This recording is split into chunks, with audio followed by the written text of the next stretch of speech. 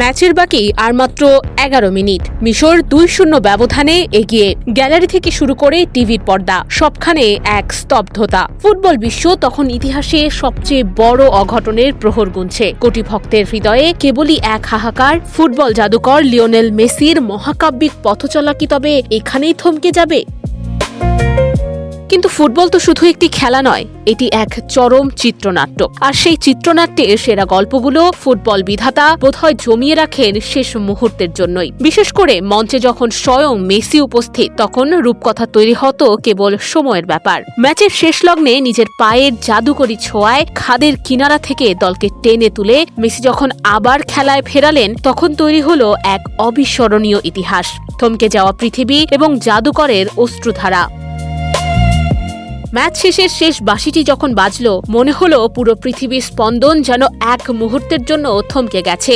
এক দীর্ঘ, ক্লান্তিকর এবং স্নায়ুক্ষয়ী লড়াইয়ের পর মেসির চোখ থেকে যখন জল গড়িয়ে পড়ছিল, তা কোটি ভক্তের বুক কাঁপিয়ে দিয়েছে।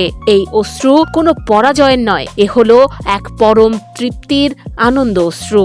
এই জল বুঝিয়ে দেয় পায়ের জাদুতে বিশ্ব জয় করা মানুষটাও ফুটবলকে কতটা গভীরভাবে অনুভব করেন।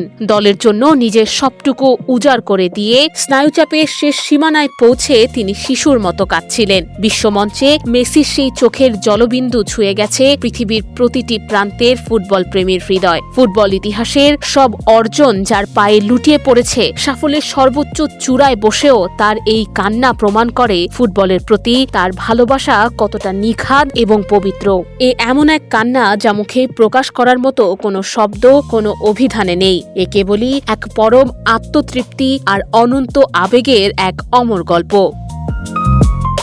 39 বছর বয়সেও অক্ষুণ্ণ রাজকীয় ক্ষুধা, কি দুর্দান্ত লড়াইয়ের মানসিকতা, কি প্রবল জয়ের ক্ষুধা। 39 বছর বয়সে এসেও আর্জেন্টিনার সেই চেনা আকাশি সাদা জার্সিতে একই রকম আবেগ আর তাড়না নিয়ে লড়ে যাচ্ছেন লিওনেল মেসি। তিনি আজও গোল করে বুনো উল্লাসে মাতেন, মাঠের প্রতিটি বলের জন্য লড়াই করেন, আবেগে কাঁদেন এবং বরাবরের মতোই শেষ মুহূর্তে জাদুর কাঠি ছুঁয়ে একাই লিখে দেন দলের ভাগ্য।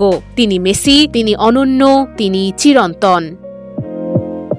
নুসরাত অনন্যা, ডেস্ক রিপোর্ট, এদিন।